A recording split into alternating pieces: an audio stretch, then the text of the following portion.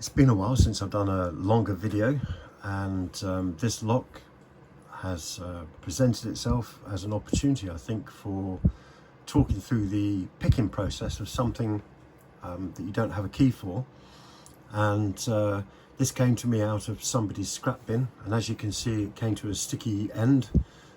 Somebody has decided to drill this on the door, but when I looked in the scrap bin, I noticed the other side is intact, and what I'm hoping is whatever happened here hasn't influenced this side at all, so hopefully it's going to be eminently pickable.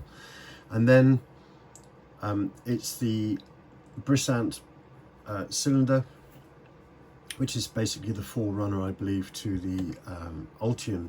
So what I wanted to do is just see whether we can pick this, and I'll just have a little chat while I'm doing it to go through the process. First thing I'm going to do is apply some GT85 to the lock, and the GT85 has a PTFE element to it, so hopefully that's going to not only clean but also lubricate the lock. Got no idea of the provenance, so we'll pop that in there. And what I thought I would use is the Ultion 3-star 2-in-1 tool, Lishi style pick. And this section on here does actually fit the Brisant cylinder. There we go, so that fits in there. So what I'm going to do is I'm going to pop that in there, and we're going to see whether we can get this picked. Now, the first thing I've noticed there is it hasn't fully inserted into the lock there. I'm not sure if that's an issue with the cam, or whether the this section here is slightly shorter than the Ultion 3-star.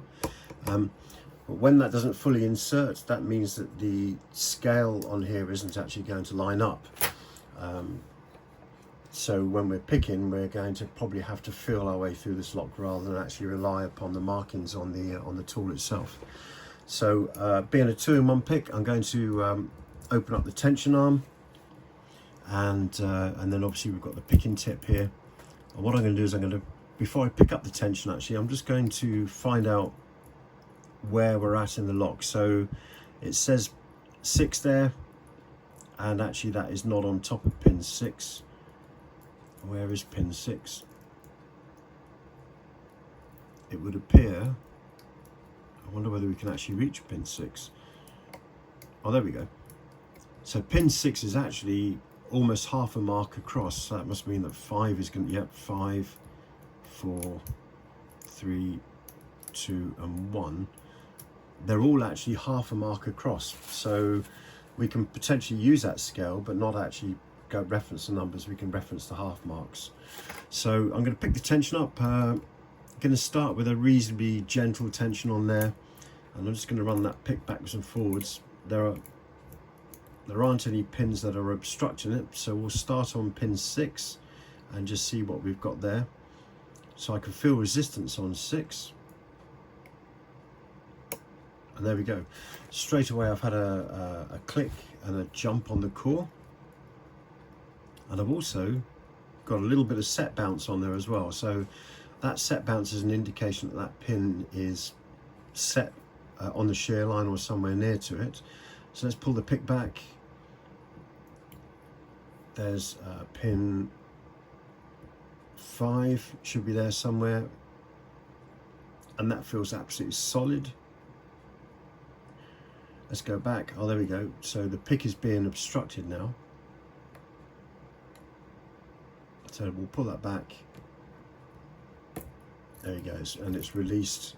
So that would suggest that when the pick is obstructed like that, it kind of suggests that the pin is going to be a very low lift pin, or a very deep cut on the key. Let's carry on moving back through here.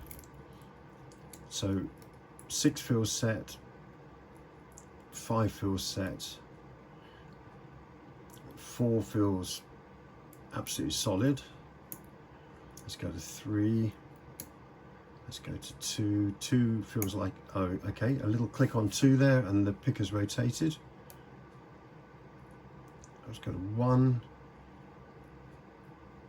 one feels set. That's another very low lift pin there. Oh, there we go. Okay, so I've just nudged underneath pin 3, and the pick has rotated into what can best be described as a full set, so it's probably sitting on a spool pin in here somewhere.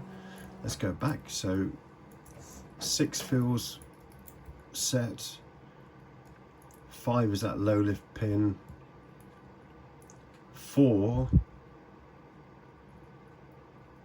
feels like it could be a spool pin. Let's go to 3.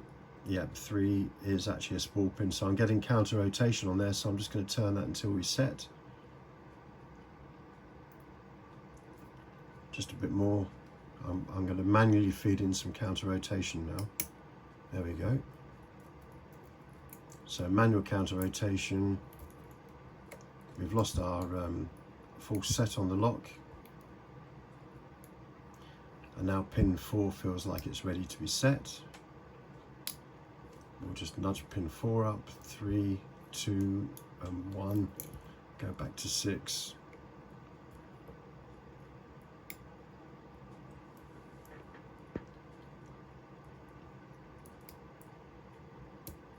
Oh, there we go. Another click on 6 there. 5. Again is blocking the picking tip. 4, 3, 2, 1. Click on 2, 3. Potentially I've probably lost the lock just now, so another click on 6 there, and another rotation on the core. So the lock is now starting to get ready. There we go, we've got our full set back. Let's go to pin 3, and there we go, we got the lock. So I read the feedback on there. Well, that's really graunchy and tight in there, but we read the feedback on that lock as we picked it.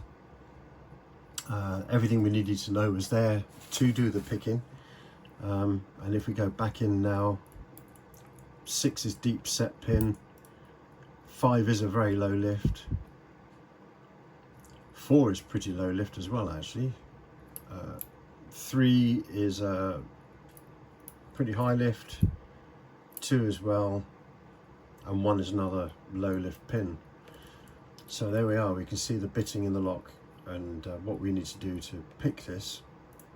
But yeah, there we go, we got that one open. That was the process for taking this lock and just working out what needed to be done to pick it, using the Ultion 3-star 2-in-1 Lishi style tool.